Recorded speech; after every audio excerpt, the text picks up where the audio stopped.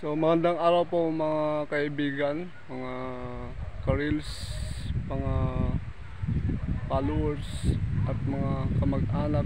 Nandito po ako sa ngayon sa Alfonsilista, Ifugao ngayon.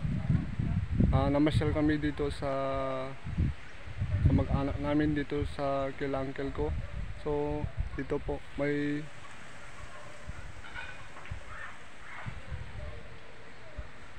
family reunion po kasi kami ngayon. So nakita ko naman guys yung palayan nila dito. Dito wala na naman silang dito guys, wala silang irrigation. Pero may ginawa sila kung paano sila magpatubig sa kanilang palayan. So papakita ko sa inyo guys kung paano ang ginawa nila dito. Yan kasi guys yung palayan nila.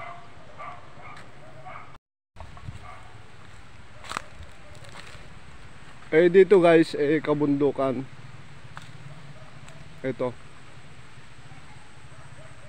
So dito guys, dito parts po ng bundok ito. So wala silang irrigation, pero may ginawa sila dito para magkaroon sila ng pag-imbakan ng tubig. Ito guys. Yan oh.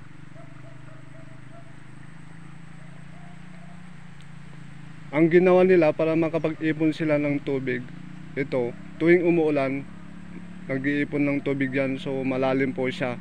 Ito ginawan nila ng, yan,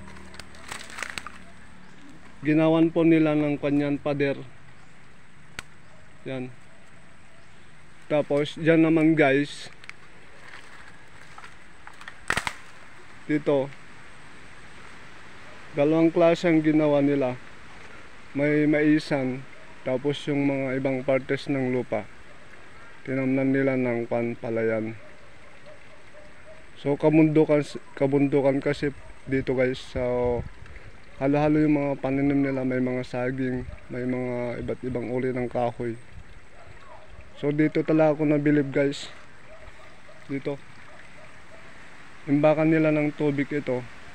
So itong tubig na to malalim.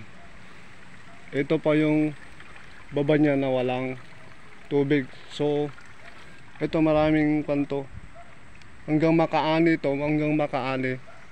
masusuplayan niya yung mga paninim nila na palay.